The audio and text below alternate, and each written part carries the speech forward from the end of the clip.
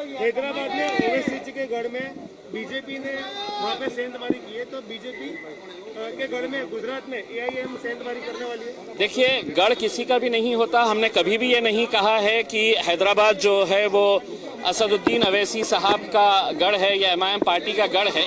वहाँ पर हमारे चाहने वाले थे और एमआईएम पार्टी जो है वो एक शहर से शुरू हुई थी। हम कोई राष्ट्रीय स्तर की पार्टी नहीं थे, लेकिन जैसे जैसे लोगों का रिस्पांस, लोगों का विश्वास और लोगों की मोहब्बत बढ़ती जा रही है, हमको ये उत्साह मिल रहा है।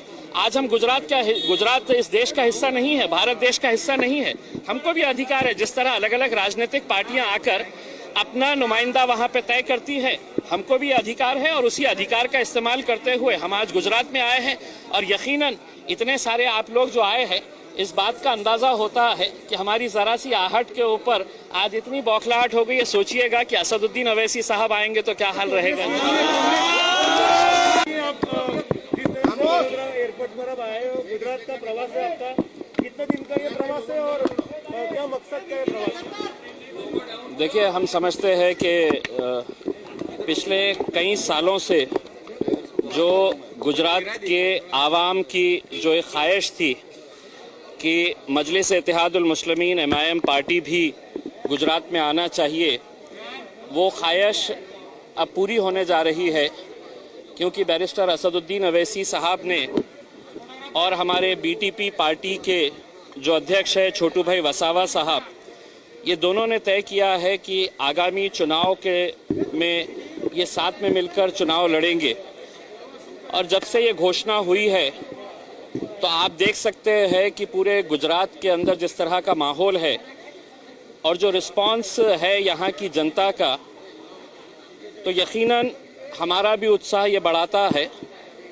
और हम गुजरात को एक बहुत अहम सेंटर मानते हैं, एक बहुत अहम राज्य मानते हैं, क्योंकि यहाँ पर कुछ राजनीतिक पार्टियों ने ये समझ के रखा है कि ये हमारा गढ़ है और इस गढ़ को कोई हिला नहीं सकता है, इस गढ़ के अंदर कोई आ नहीं सकता है। हम आए हैं लोगों के बीच, लोगों की मांग के ऊपर। लोगों ने ख्वाहिश जाहिर की थी कि बैरिस्टर असदुद्दीन अवैसी साहब ने गुजरात में आना चाहिए। इसी के तहत हम लोग यहाँ पर आए हैं। आज बड़ौदा में रहेंगे, जितने भी जिम्मेदार लोग रहेंगे उनसे मुलाकात करेंगे। कल हम भरूच जाएंगे, जहाँ पर छोटू भाई वसावा साहब और उनके जितने भी पार्टी के नेता लोग हैं उनके साथ मुलाकात करेंगे और आगे की रणनीति क्या होगी, किस तरह से आगे हम बढ़ेंगे, इस बारे में चर्चा करेंगे। और फिर परसों के दिन हम लोग सूरत में दिन भर जो गुजरात के अलग अलग इलाकों से लोग आना चाहते हैं, मिलना चाहते हैं, चूँकि ये 3 दिन का दौरा है और बहुत सारे लोगों की ये ख्वाहिश थी कि हमने अहमदाबाद भी आना, गोधरा भी आना, अंकलेश्वर भी आना, लेकिन ये एक प्राथमिक हमारी मीटिंग है। और इसके बाद लगातार एमआईएम पार्टी के जितने भी देश भर के वरिष्ठ नेता हैं, सभी लोग लगातार यहाँ पर आते रहेंगे।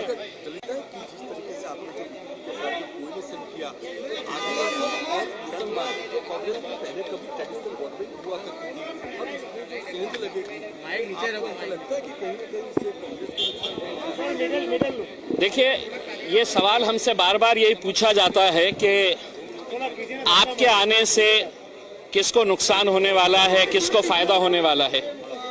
हम ये समझते हैं कि पिछले 70 सालों तक हमने दूसरों के फायदे के बारे में सोचा और दूसरों को इसका फायदा मिला भी, लेकिन कहीं ना कहीं आज देश भर के अंदर देखिएगा कि हमारा सिर्फ राजनीतिक तौर के ऊपर इस्तेमाल किया जा रहा है।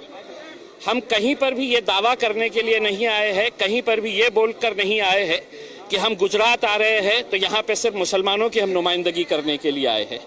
यहाँ पर अगर ट्राइबल्स है, दलित है, पिछड़े वर्ग के लोग हैं, यकीनन मुसलमान एक बहुत बड़ा तबका है, क्योंकि देश में मुसलमानों के साथ जिस तरह का रवैया किया गया है राजनीतिक तौर के ऊपर, कि यहाँ पर हमको सिर्फ एक रबर स्टैम्प की तरह इस्तेमाल किया गया था, लेकिन राजनीतिक हमारा जो प्रतिनिधित्व होना चाहिए था, जो रिप्रेजेंटेशन होना चाहिए था, वो रिप्रेजेंटेशन नहीं मिल रहा है। इसलिए आज एमआईएम पार्टी को इस तरह से रिस्पांस यहाँ पर मिल रहा है।